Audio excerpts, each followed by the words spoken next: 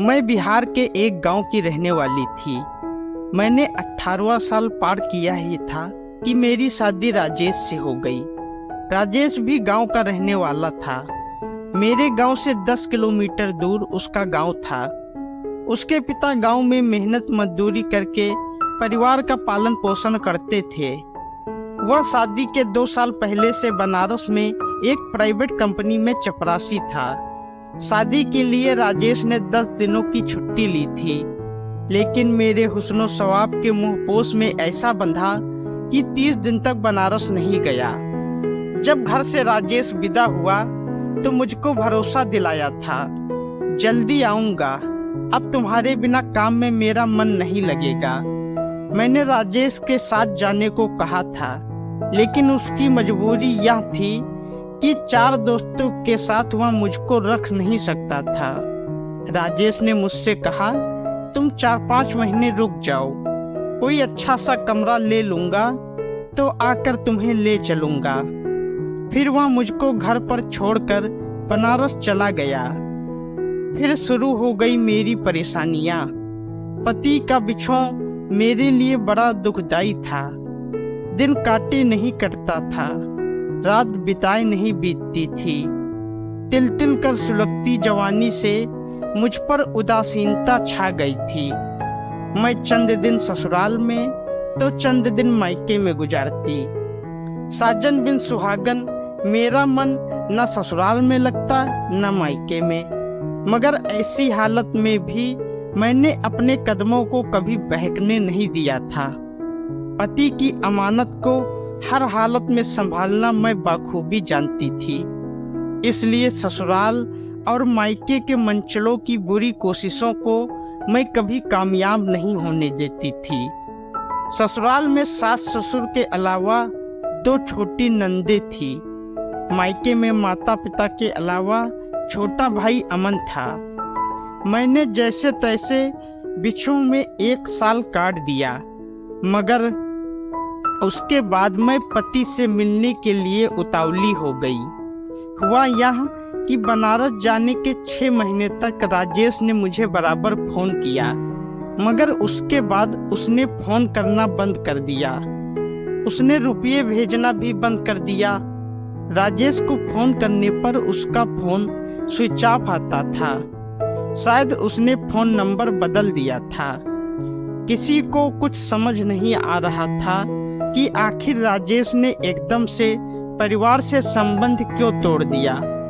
गांव के लोगों को यह शक था कि राजेश को शायद मनपसंद बीबी नहीं मिली, इसलिए उसने घर वालों व बीबी से संबंध तोड़ लिया है। लेकिन मैं यह बात मानने के लिए तैयार नहीं थी। मैं तो अपने साजन की नज़रों में चौदहवीं का चांद थी। राजेश जिस कंपनी में नौकरी करता था उसका पता मेरे पास था। राजेश के बाबत कंपनी वालों को रजिस्टर चिट्ठी भेजी गई। 15 दिन बाद कंपनी का जवाब आ गया। चिट्ठी में लिखा था कि राजेश 6 महीने पहले नौकरी छोड़ चुका था। सभी परेशान हो गए। बनारस जाकर राजेश का पता लगाने के सिवा अब और कोई रास्ता नहीं था। मेरे पिता अपंग थे। कहीं आने जाने में उन्हें काफी परेशानी होती थी। वह बनारस नहीं जा सकते थे। मेरे ससुर हमेशा बीमार रहते थे। जब तक खांसी का दौरा आ जाता था, इसलिए वह भी बनारस नहीं जा सकते थे। हिम्मत करके एक दिन मैंने सास के सामने प्रस्ताव रखा, अगर आप कहें तो मैं अपने भाई अमन के साथ बनारस जाकर उनका पता लगाऊं। परिवार के लोगों ने टिकट खरीदकर अमन के साथ मुझको बनारस जाने वाली ट्रेन में बिठा दिया। राजेश जिस कंपनी में काम करता था, सबसे पहले मैं वहां गई। वहां के स्टाफ व कंपनी के मैनेजर ने मुझे साफ कह दिया कि 6 महीने से राजेश का कोई अता पता नहीं है। उसके बाद मैं वहां गई जहां राजेश अपने 4 दोस्तों के साथ एक ही कमरे में रहता था। उस समय 3 ही दोस्त थे। एक गांव गया हुआ था। तीनों दोस्तों ने मेरा भरपूर स्वागत किया। उन्होंने मुझे बताया कि 6 महीने पहले राजेश यह कहकर चला गया था कि उसे एक अच्छी नौकरी और रहने की जगह मिल गई है, मगर सच्चाई कुछ और थी। कैसी सच्चाई? पूछते हुए मेरा दिल धड़कने लगा। दरअसल उसे किसी अमीर औरत से प्यार हो गया था। वह उसी के साथ रहने चला गया था। 3 दोस्तों में से एक दोस्त ने बताया। मुझको लगा जैसे उसके दिल की धड़कन बंद हो जाएगी और वह मर जाएगी। मेरे हाथ पैर सुन्न हो गए थे, मगर जल्द ही मैंने अपने आप को काबू में कर लिया। मैंने पूछा, वह औरत कहाँ रहती है? तीनों में से एक ने कहा, या हम तीनों में से किसी को पता नहीं है, सिर्फ मोहन को पता है। उस औरत के बारे में हम लोगों ने उससे बहुत पूछा था, मगर उसने बताया नहीं था। उसका कहना था कि उसने राजेश से वादा किया है कि उसकी प्रेमिका के बारे में वह किसी को कुछ नहीं बताएगा। मोहन कौन? मैंने पूछा। वह हम लोगों के साथ ही रहता है। अभी वह गांव गया हुआ है। वह 1 महीने बाद आएगा।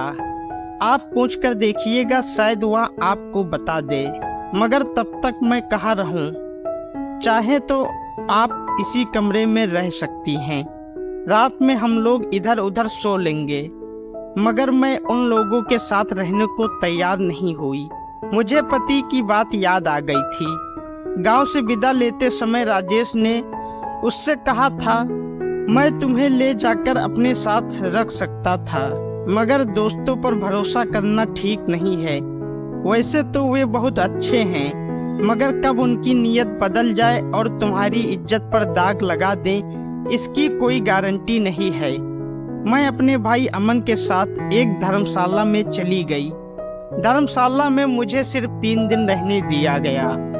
चौथे दिन वहां से मुझे जाने के लिए कह दिया गया, तो मजबूर होकर मुझे धर्मशाला छोड़नी पड़ी। गांव से चलते समय मुझको पूरा यकीन था कि बनारस जाकर मैं अपने पति को ढूंढ लूंगी, लेकिन ऐसा नहीं हुआ। फिर मायूस होकर गंगा के किनारे बैठकर मैं यह सोच रही थी कि अब उसे क्या करना चाहिए। पास ही मेरा 10 साल का भाई अमन बैठा हुआ था। अचानक मेरे पास एक 40 साल का शख्स आया। पहले उसने मुझको ध्यान से देखा, उसके बाद कहा, लगता है कि तुम यहाँ पर नई हो, कहीं और से आई हो, काफी चिंता में भी हो। कोई परेशानी हो तो बताओ, मैं मदद करूँगा। वह शख्स मुझको हमदर्द लगा। मैंने बता दिया कि वह कहाँ से और क्यों आई है। वह शख्स मेरे पास बैठ गया। अपनापन जताते हुए उसने कहा, मेरा नाम राम सिंह है, मेरा घर पास ही में है। जब तक तुम्हारा पति मिल नहीं जाता तब तक तुम मेरे घर में रह सकती हो। तुम्हें कोई परेशानी नहीं होगी। मेरी जान पहचान बहुतों से है। तुम्हारे पति को मैं बहुत जल्दी ढूंढ निकालूंगा। जरूरत पड़ने पर पुलिस की मदद भी लूंगा। कुछ सोचते हुए मैंने कहा, अपने घर ले जाकर मेरे साथ कुछ गलत हरकत तो नहीं करेंगे? तुम पति की तलाश करना चाहती हो तो तुम्हें मुझ पर यकीन करना ही होगा। आपके घर में कौन कौन है?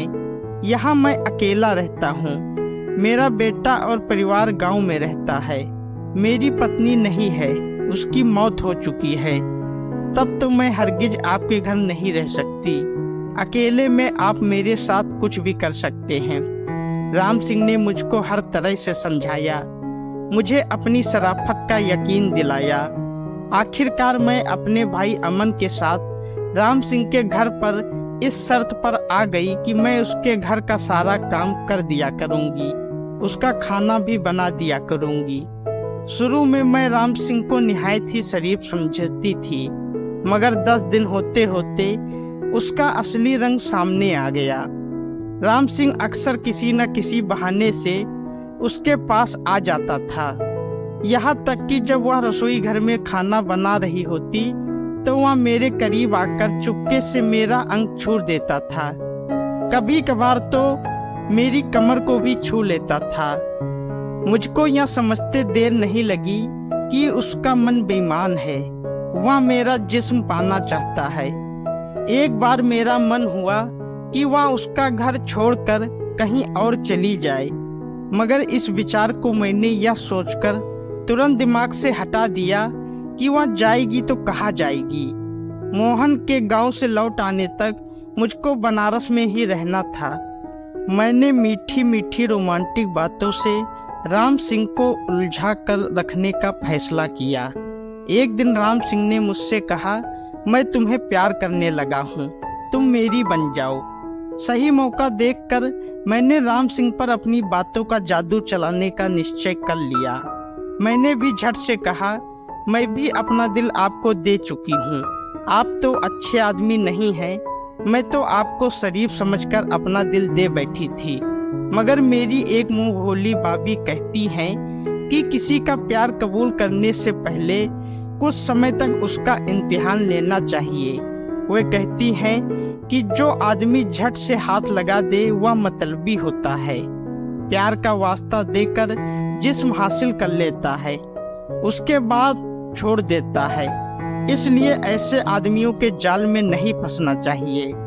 तुम मुझे गलत मत समझो, मैं मतलबी नहीं हूँ, ना ही मेरी नीयत खराब है। तुम जितना चाहो इम्तिहान ले लो, मुझे हमेशा खरा प्रेमी पाओगी। तो फिर हाथ क्यों पकड़ लिया? बस यूं ही दिल मचल गया था। दिल पर काबू रखिए, जब तब मचलने मत दीजिए। एक बात साफ बता देती हूँ, ध्यान से सुन लीजिए। अगर आप मेरा प्यार पाना चाहते हैं तो सब्र से काम लेना होगा। जिस दिन यकीन हो जाएगा कि आप मेरे प्यार के काबिल हैं, उस दिन हाथ ही नहीं पैर भी पकड़ने की छूट दे दूंगी। तब तक आप सिर्फ बातों से प्यार कीजिए, हाथ ना लगाइए। वह दिन कब आएगा? राम सिंह ने पूछा। कम से कम 1 महीना तो लगेगा।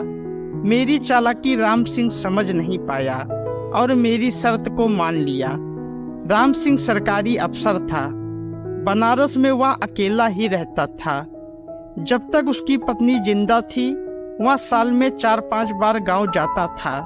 पत्नी की मौत के बाद उसने गांव जाना ही छोड़ दिया था।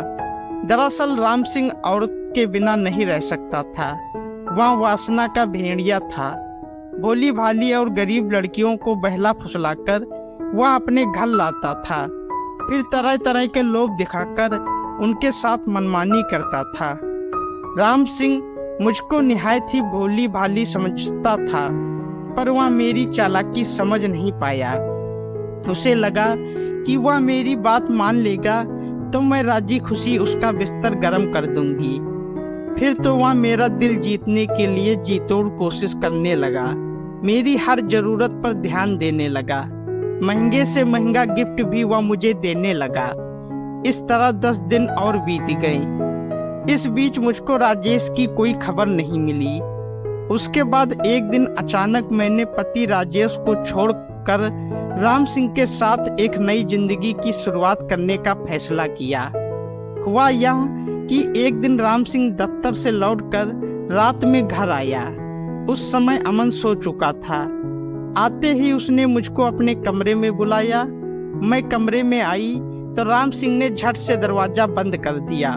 वह मुझसे बोला, तुम मान जाओगी तो जो तुम कहोगी वह सब कुछ करूँगा। तुम चाहोगी तो तुमसे शादी भी कर सकता हूँ। मैं उलझन में पड़ गई। बेशक वह गांव से पति के तलाश में निकली थी, मगर शहरी चकाचौंध ने पति से मेरा मोह भंग कर दिया था। अब मैं गांव की नहीं शहरी जिंदगी जीना चाहती थी। राम सिंह के प्रस्ताव पर मैं यह सोचने लगी कि उसका पति मिल भी गया तो क्या वह राम सिंह की तरह ऐशो आराम की जिंदगी दे पाएगा। राम सिंह की उम्र भले ही मुझसे ज्यादा थी, मगर उसके पास दौलत की कमी नहीं थी। मैंने राम सिंह का प्रस्ताव स्वीकार करने का फैसला किया। राम सिंह अपनी बात से मुकर न जाए, इसलिए मैंने लिखवा लिया कि वह मुझसे शादी करेगा। इसके बाद मैंने अपने आप को उसके हवाले कर दिया। मुझको पाकर राम सिंह की खुशी का ठिकाना न रहा। उसने अगले हफ्ते ही मुझसे शादी करने का फैसला किया। मैं भी जल्दी से जल्दी राम सिंह से शादी कर लेना चाहती थी। 2 दिन बाद ही मैंने अपने भाई अमन को गांव जाने वाली ट्रेन में बैठा दिया। उससे कह दिया कि वह लौटकर गांव नहीं जाएगी। राम सिंह के साथ शहर में ही रहेगी। दोस्तों, अगर आपको कहानी अच्छी लगे तो वीडियो को लाइक करें, शेयर करें और हमारे चैनल को सब्सक्राइब करें। धन्यवाद।